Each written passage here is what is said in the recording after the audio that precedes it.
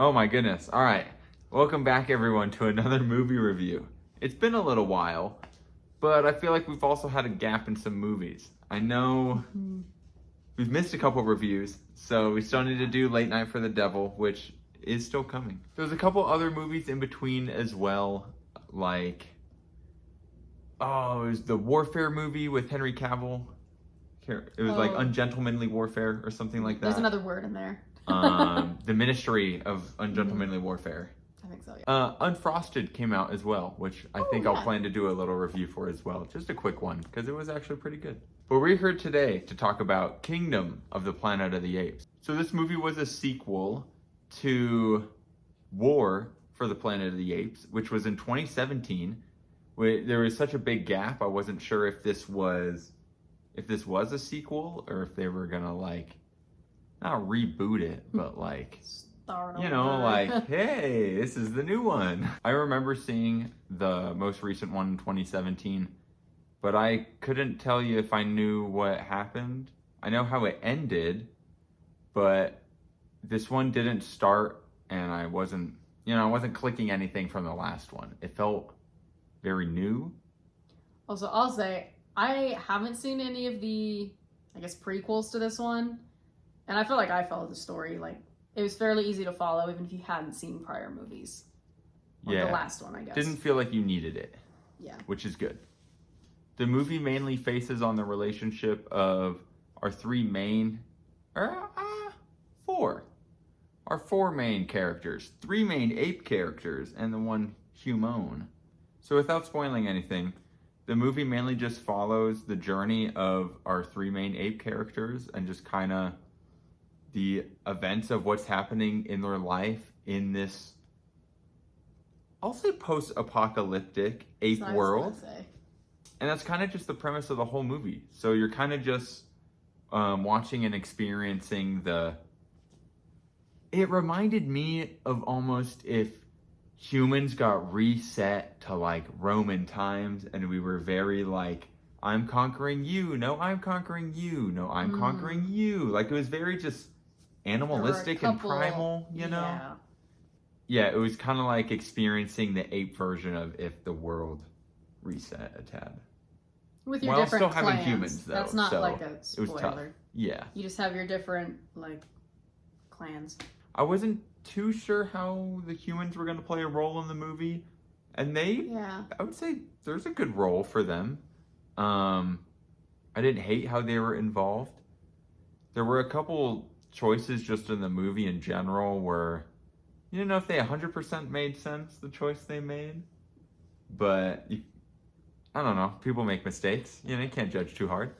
They did a good job with all the action sequences in this movie where even if it was just someone climbing a mountain or a rock, if something was happening, it was very tense and whoa, this rock is slipping, oh my God, look out. You were feeling everything that was happening. I felt the audio and the there was some score in there, but even just the audio of it really helped. And a couple points were kind of suspenseful. Could that be because we were in IMAX? Maybe. Some of it was loud in IMAX. That theater was loud a couple times. I think it's safe to say if you enjoyed all the other Planet of the Apes movies, this one is right up your alley. It's good. I think my only struggle I have with it is where do these movies go? So how I said it to Lauren when the movie first ended was, will these movies ever have an end?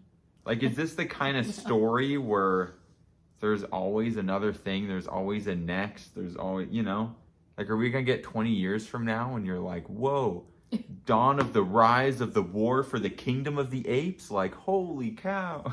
We just counted, there's been 10. There's been 10 since 1968, but that's a lot. That's a lot. So we have 4 in this new world, which isn't a lot yet, but I thought this one would kind of, I don't know, have some kind of conclusion, but it was more of a maybe they'll make what happens next, if that makes sense. This would be a good movie. Fall of the Planet of the Apes. How do they fall? What happens? Ooh, maybe and that's like when they humans end it. come There you back. go. It'd be kind of cool. Yeah.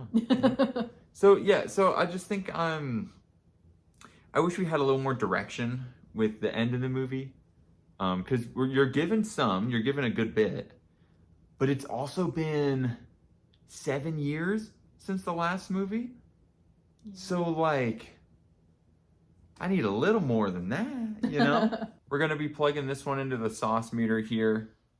I don't know. We've got a little back and forth on it, because this is another one like Dune where it's super spicy in terms of the quality of the movie and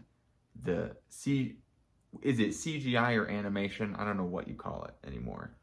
Oh. CGimation. Something. Both.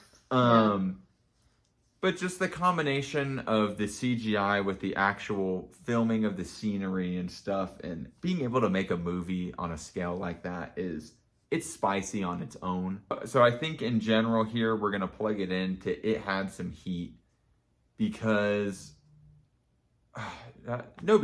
just because. Wasn't great, wasn't bad. There's nothing you'd be like, God, that just really sucked. Like, it really brought the movie down. There's nothing that excelled it either. Yeah. The spiciest part of the movie is the art form of the movie. But I also really enjoyed the story they were able to tell within that art form, which is why it had a lot of heat. So I'm not going to keep adding tears in between tears in between tears. So we're just throwing it at It Had Some Heat, because it'll just grow forever and ever. It had some heat with a little bit of spicy. Exactly. It had some spicy heat. A little bit of mild spice, but not too much heat. I would say it felt like this movie kind of came out of nowhere. So I wouldn't say I was like excited for it or not excited for it. It was just that kind of, hey, Planet of the Apes comes out next week. I guess we can go see it? Yeah. Like, okay. Yeah, I feel like we've been seeing a lot of movies in theaters, and I feel like we didn't really see a preview for it until pretty recently. Yeah. And even then, it's not like I saw it every time we went to the theater. Yeah. So. Yeah, it wasn't a highly promoted movie, I guess. I'll say a couple quick spoilers real quick, because I have a couple things that peeved me. First of all, they didn't kill the main bad dude, so you know he's coming back. They literally just pushed him off a cliff into the ocean. Easiest way for a villain to survive ever. So I'm kind of like, really? Like, you did not really have a victory here. He's just coming back in the next movie. Like, we know that. Easy. And then 2, I don't know what they were expecting when they opened the giant blast door.